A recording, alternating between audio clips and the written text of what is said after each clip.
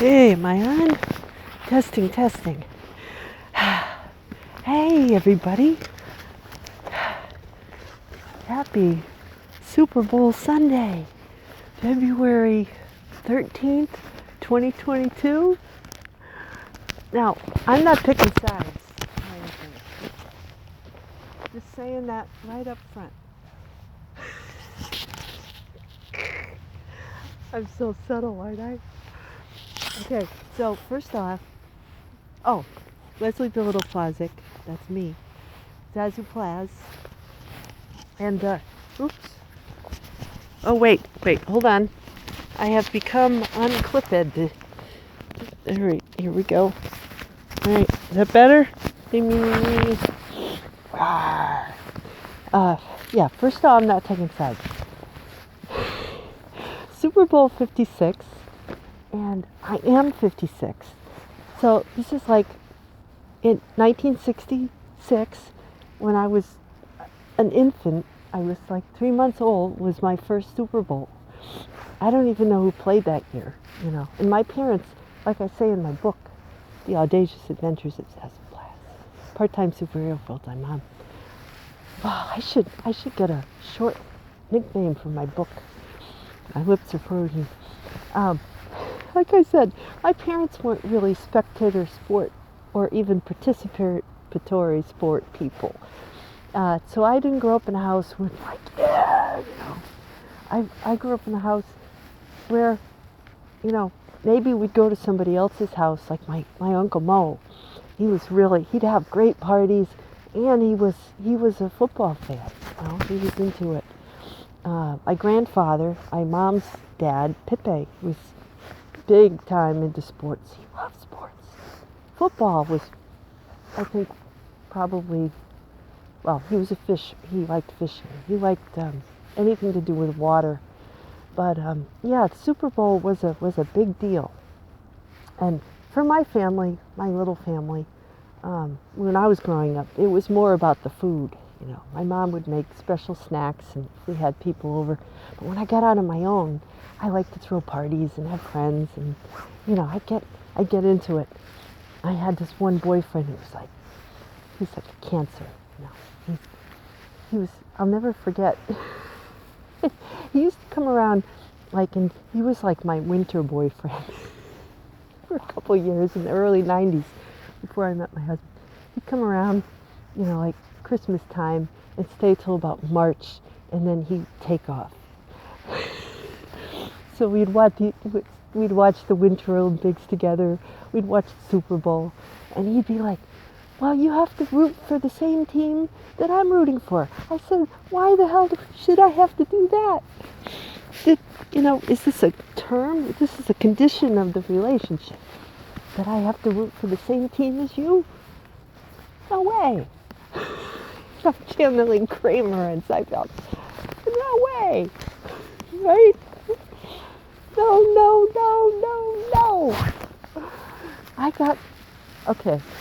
So I don't know, something's going on. I got something. We're in Aquarius. My moon's in Aquarius. I think so I just found today my Lilith, which is an asteroid, which has to do with the feisty female in all of us.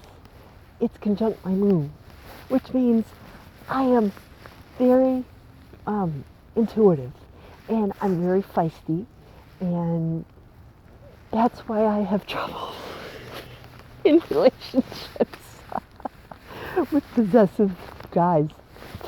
Let's just leave it right there. So I'm channeling tigers today. Not like I'm picking sides or anything. He used to say, "What?" I said, "It makes things a little interesting. If you're rooting for them and I don't know. I don't like either of the two. I don't really care for football much. I watch the big game because I like the commercials, and I like getting fun food, and I like the excitement in the halftime show, I'm a person who gets, I get fired up. I like February because it's an air sign. There's a lot of ideas floating around, and potential and excitement. And I'm wearing this. Okay, so I should explain. This is my kid's elementary school, which is over there, where in back of my house, I have an elementary school. The colors and the mascot is the tiger, this tiger. And this is a glove. I don't know what happened to the other one, but both my boys went here. And the mascot is Avery the tiger. So my oldest son, Brendan, his teacher, Mrs. Lee, when he was in 5th grade, she made all the 5th graders these little mittens.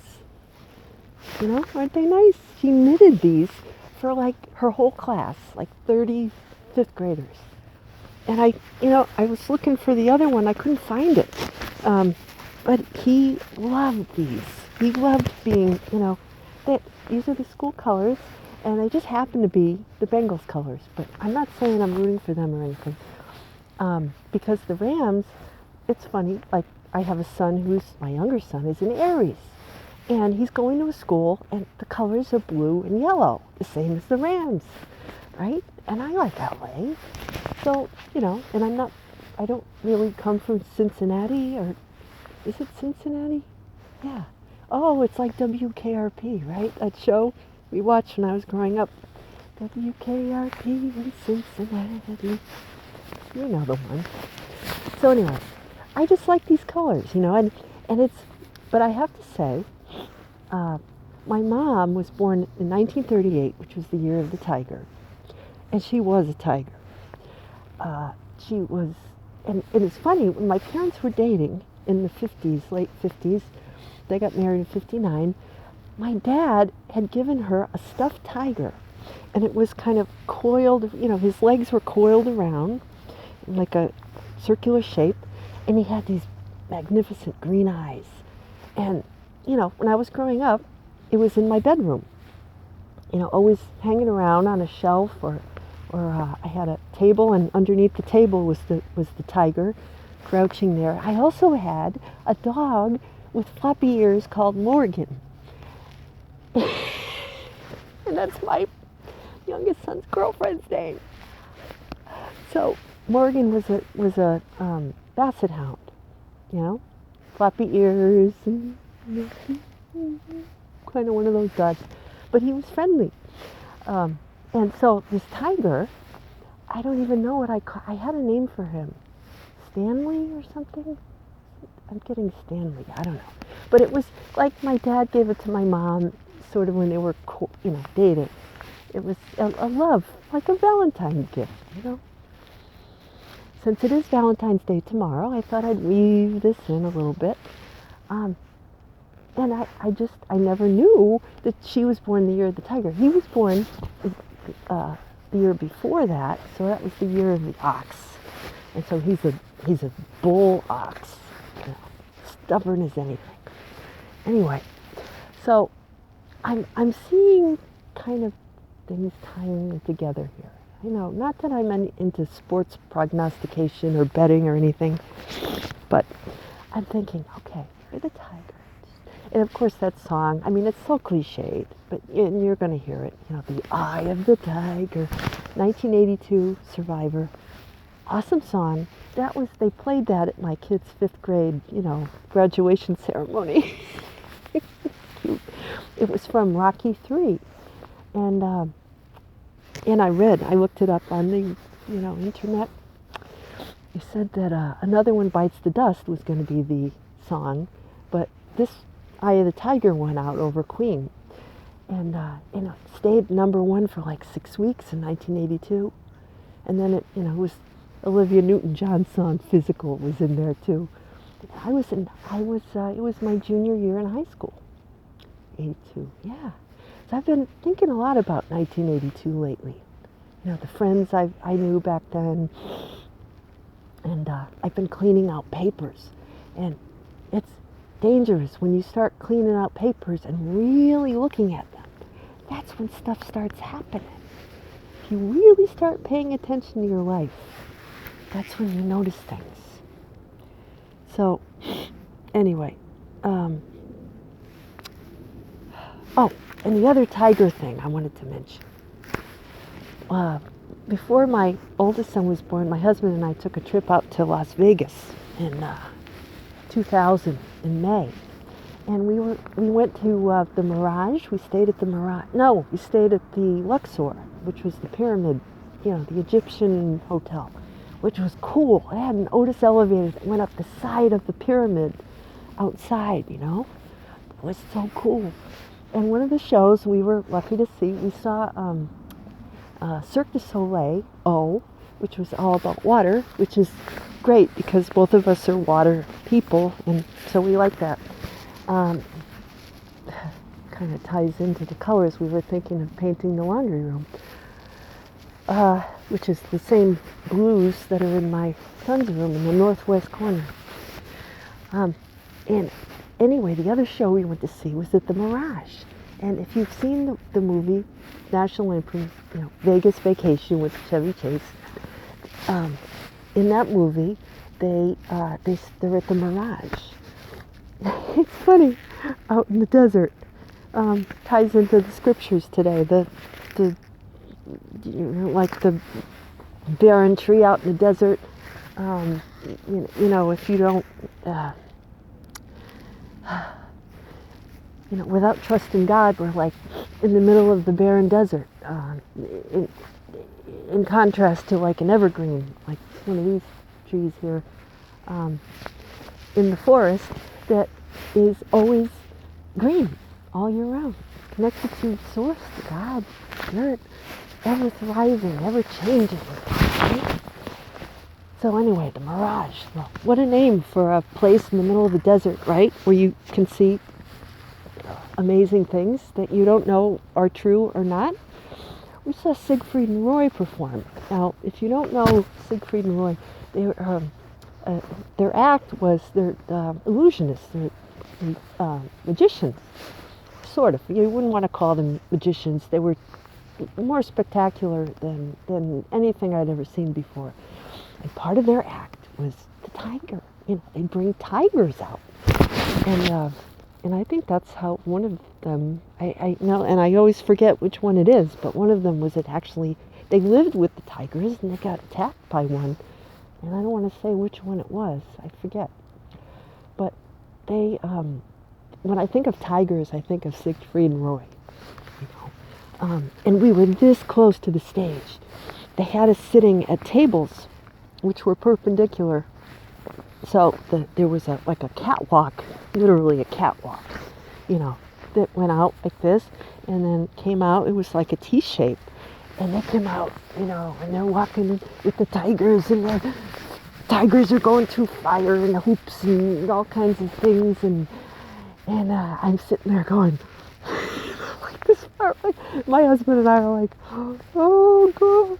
I mean, up close, it was an amazing experience, and you wonder how they could tame these tigers, these wild beasts, these wild animals. I mean, how can you get to the point where you feel safe with them? No, really,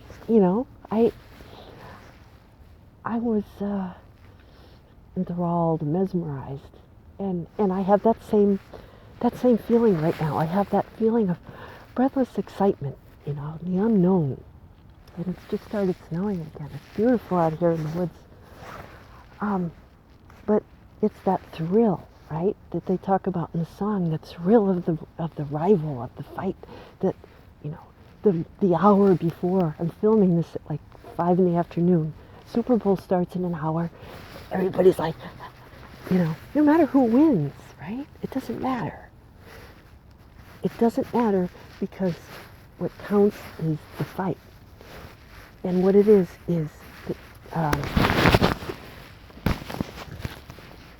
when you train for something, what you realize after a while is that discipline is required. And the real rival is that which lives within us.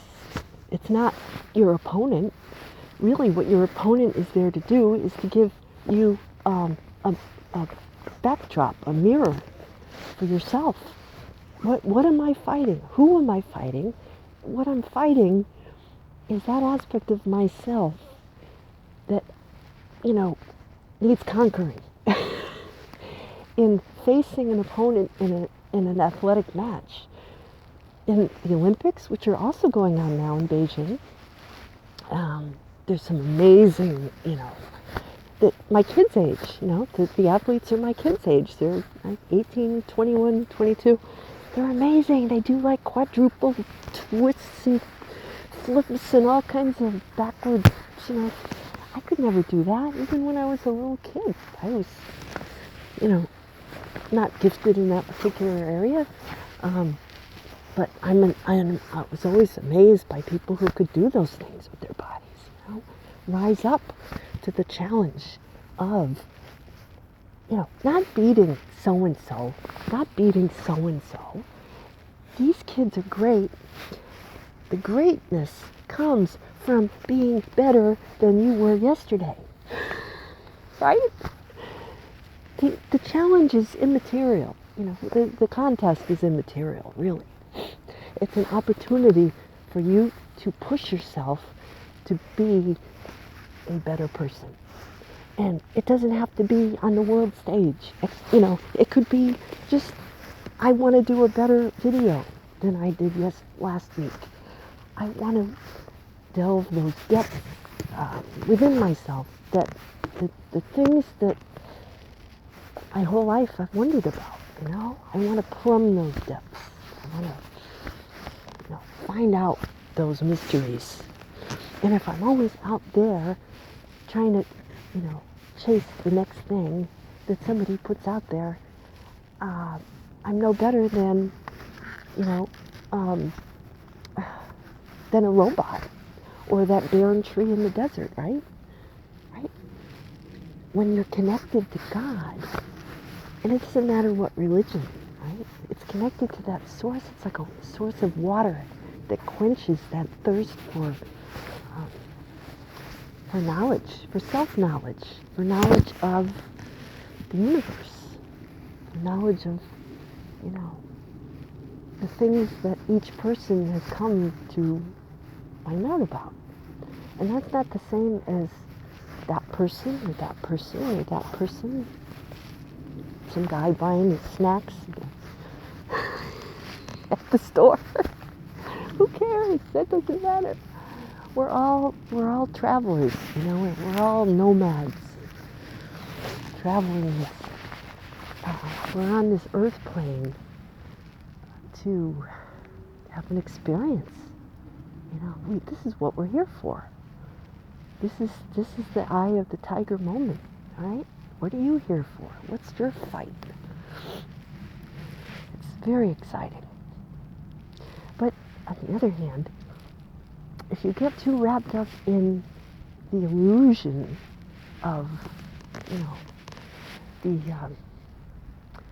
say it's like you travel to a foreign country and they put you up in a, like when I went, I was a student. I stayed in these youth hostels. You got a bed, you got a desk, you got a closet, and you share a bathroom with 20 people. Right? That was the space. So it's kind of like that. It doesn't matter. And then some people travel and they stay in the finest hotels with, gold-plated toilets and sinks and, Well, they always have those funny bidet things, which the first time I went to Europe, the only time I went to Europe, I'm like, what the heck is this? But anyway, look it up. It's a funny toilet that European people use. And, so you're always, but, when we traveled we stayed with families when we were in Spain, they were middle-class people. It was, decent, but it was very simple. And when you travel, the best way to stay is simple, because the more lavish your surroundings, the less likely you're going to go out and look for things, right? You get too comfortable. It's the same principle, When the astronauts go to space, they don't have, they're not sitting around saying, this chair is, we gotta get a nicer chair, we gotta get a nice. No, they're floating around, collecting data, taking notes. It doesn't matter, because it's part of the sensual earth experience, but it doesn't but it can cloud you. See, look at me, Sun conjunct Neptune in the second house. I know this. It can cloud your, the true knowledge that you're really there to obtain. So, material things are nice, but they're not the be-all and end-all. And if that is all you're about, then you're missing the whole other part of things, So,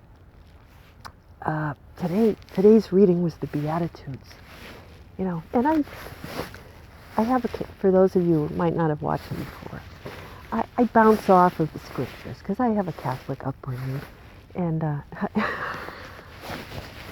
still getting over that. But I do find comfort in reading some of the Catholic scripture, and then I read other things. I read Eastern philosophy, I read astrology, and I stir it all together and make my own special Zazoo Plazz soup. And so today, one of the, it's great, the reading about the Beatitudes. I used to love to talk to the kids when I used to teach CCD, Catholic, it's Sunday school, to my kids and other people's kids, so they would drop off and say, here, teach them, teach her something. And then they would complain, you'd think, oh, my little, Emily, or my little Natasha isn't having the best experience. And I said, this one mom, she's, is in one of those big houses over there. She complained after I would lovingly prepare the lessons with the book that we had to go by, and I'd come in and I'd have snacks every week. I had a part-time job. I would leave my job at 3 o'clock and go to teach their kid, so and I used to do little games like Jeopardy, kind of like Kahoot, that app, which I did years later, but, I used to have little fun little toys and things for the kids, when we're little. And I used to make puzzles and things. And I got along with all the kids. We had a good time. So this teacher, she comes in. She sits there, for an afternoon, for half an hour. She said, I think that my little princess is not having the optimum religious experience, and maybe so-and-so's class would be better for her. I said, go right ahead. I said, it's very hard to pull this off every week without parental involvement. If I don't have any help, it's really hard to, keep this going. So she just looked at me. The next week, she was helping me. The kids stayed in the class. I said, oh, how nice of you to come and help. See, so you don't go poke the tiger. You don't go and, I'm a snake, but you don't poke the snake either. If you're going to complain, then you should help. Anybody who complains about something, we'd all love to hear what you have to suggest. So is it? No, I'm getting there. So anyway, the whole thing about the Beatitudes, the blessed are you when people put you down and things, and because your reward will be great in heaven. Blessed are you, whatever your trials are, whatever your difficulties, whether it's money or people putting down your, or not liking your videos on YouTube, even though you've been posting them for 2 years, and things like that.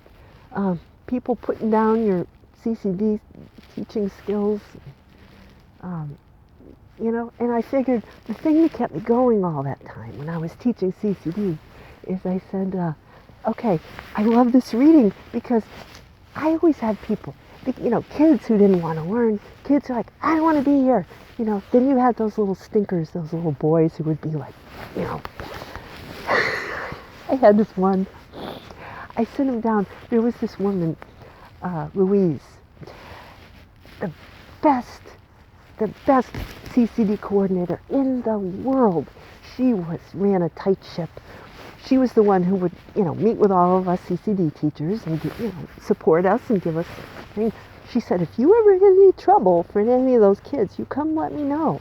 And I said, oh, I got it, I'm fine. But there was this one kid, he was athletic. He wouldn't sit down. And I know boys, because I have two. And I would let him get up and run around. But, he started getting a little too much for me to handle. Because the other kids wanted to learn, but he clearly didn't want to be there. Finally, I sent him down to Louise. I said, here you go. And she made him sit there and do his lesson alone in the cafeteria for, a few weeks. And then she said, well, I think he's ready to go back. Because she had him cleaning and stuff and, help him out. He's like, I want to go back in Mrs. Plazz's class now. And he was so sweet after that. Just saying. But the thing that kept me going, not only did I love, oh my God, it's a deer. Look.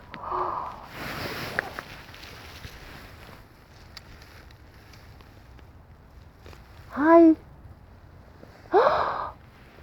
2 deer. Oh my God, it's 2 deer.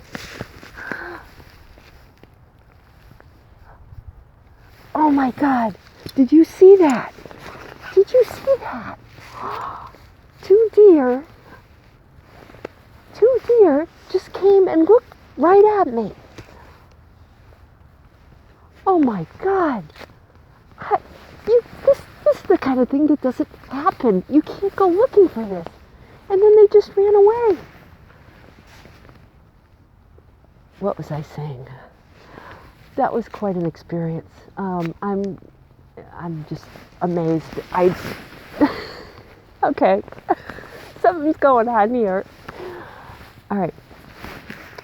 So the thing that kept me going, all right, through all those difficulties, which I was going to say before the deer just came, oh my God, is that I love the kids, and I figured I was storing up points for heaven, because don't lose the eye of the tiger song, right? Don't lose your grip on the dreams of the past. What did I want for myself?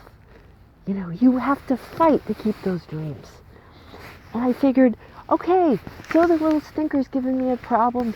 All of this, somehow, God is going to reward me someday. Maybe I'll get, in the shorter line in purgatory, waiting to get into heaven.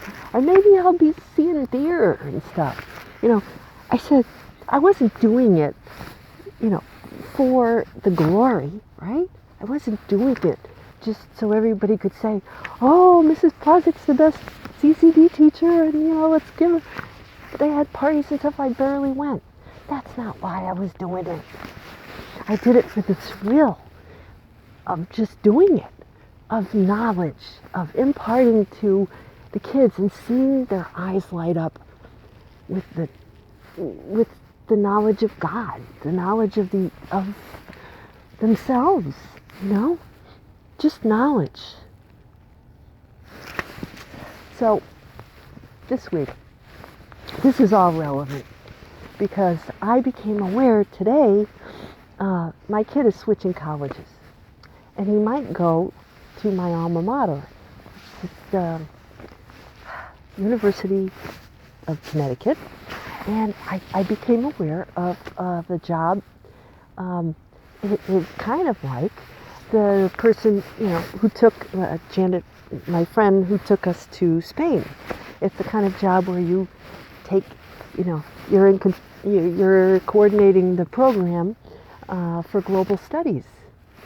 They don't call it study abroad now. They call it EGL, like experiential global learning or something. It's not study abroad. But anyway, it's that kind of a job, and I'm finding myself at a crossroads. I don't even know if I'm going to get the job, but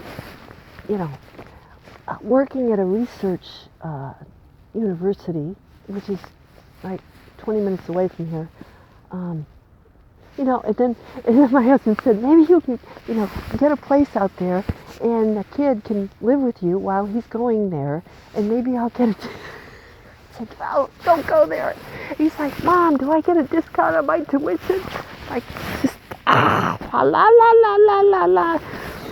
And meanwhile, I'm thinking, yeah, but what happens to my Zazoo reports? And I could still do them.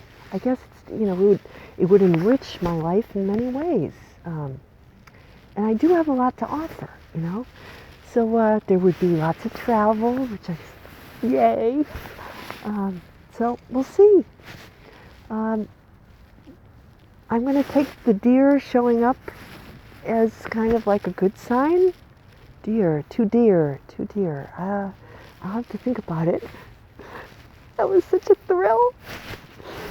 So I'm going to go back now, and I got 2 days to get my resume in. It's due February 15th, which is ironic because that's the birthday of a good friend of mine who I actually went to UConn in the MBA program with. His birthday is February 15th. Happy birthday. My good friend J.A. We graduated in the same class in MBA school. And it's just kind of weird that my resume is due that day. Day after Valentine's Day. So wish me luck. I am going to have to whip up a resume and get it out, And I haven't, I'm a little rusty. I have to dust off the resume. Gussy it up a little. It's not a question of my being qualified. It's a question, immediately the questions start popping into your head. Am I good enough? Am I this? Am I that? Am I that? Just send the darn thing in and let it go. What the heck? This is what I always do to myself. Don't do that. So anyway, we're going to order out steak sandwiches tonight. Steak and cheese